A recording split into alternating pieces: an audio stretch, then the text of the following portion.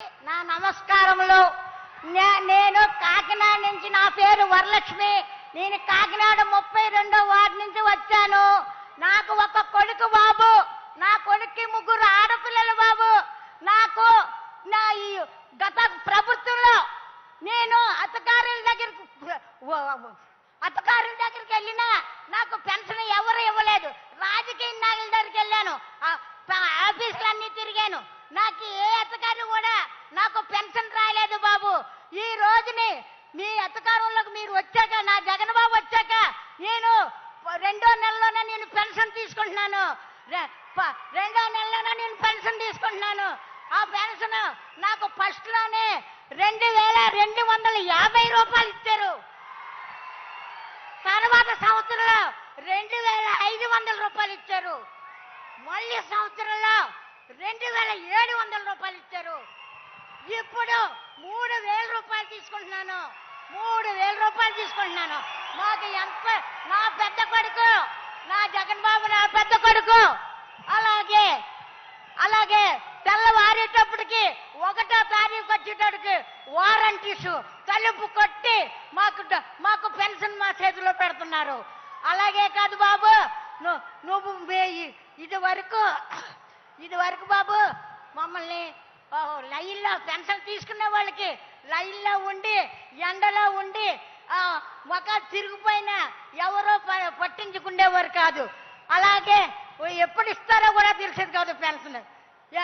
ఇవాళ రేపు అని వాయిదాలేసి ముసలి వాళ్ళని మగవాళ్ళని తిప్పేవారు. ఈ రోజున బాబు 1వ తారీఖు వచ్చేటప్పటికి మా పెన్షన్ మా చేతుల్లో పెడుతున్నారు.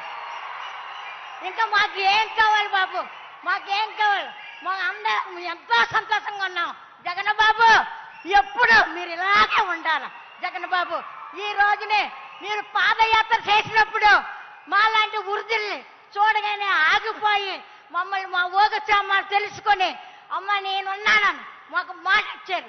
మాట ప్రకారంగా మీరు నిలబెట్టుకొని మీరు ప్రతిదీ కూడా మాకు అందించారు.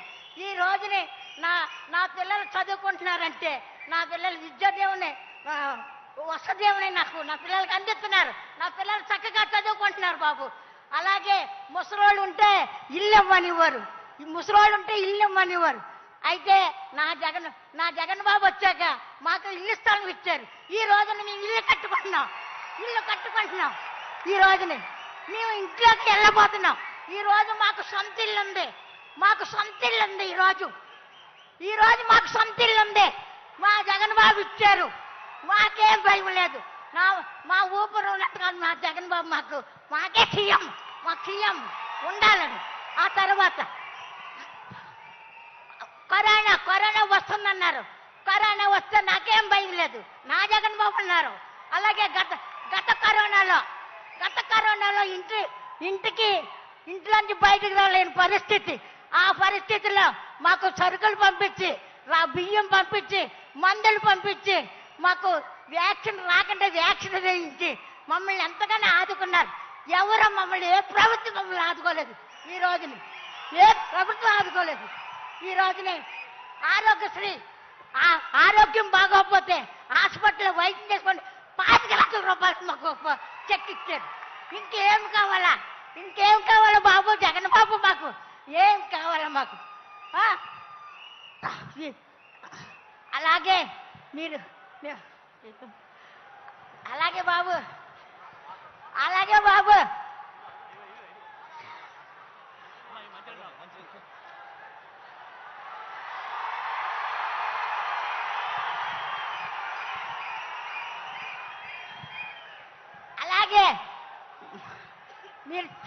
మీరు మాట తప్పను మనవ తప్పును అన్నారు. ఆ ప్రకారంగా మాకు అన్న ప్రకారంగా మాకు ఇచ్చి తీరుతున్నారు ప్రతి వస్తువుని. మాకేం భయం లేదు. ఈ రోజునే మా ఇంట్లో మా బిడ్డల దగ్గర కూడా ఎదురించేస్తున్నాం. మా పెద్ద కొడుకు మాకు పెన్షన్ 3000 రూపాయలు ఇస్తున్నారు. 3000 మీద మాకు పని లేదని చెప్తున్నాను. అలాగే నాలాంటి ముసలి వాళ్ళు ఎంతో మంది ఉన్నారు. లెక్కలు చెప్పడం నాకు రాదు కానీ ఎంతో మంది ఉన్నారు. వాళ్ళందరినీ మమ్మల్ని ఆదుకుంటున్నాడు నా పెద్ద కొడుకు జగన్ బాబు. నా పెద్ద కొడుకు ఆదుకుంటున్నారు. ఈ రోజున మాకే లోటు లేదు. నీ ఎవరికీ జరగవలసిన పని లేదు. నా బాబాయ్ ఎప్పటికీ సీఎంగా ఉండాలి. నాకు నాకు ఓపిక తెచ్చుకొని ఊపిరి నిలుపుకొని నేను జగన్ బాబుకే నా ఓటేసి నేను గెలిపించుకుంటాను. అలాగే మన రాష్ట్ర వాళ్ళందరూ కూడా జగన్ బాబుని గెలిపించమని. జై జగన్. జై. ధన్యవాదాలండి.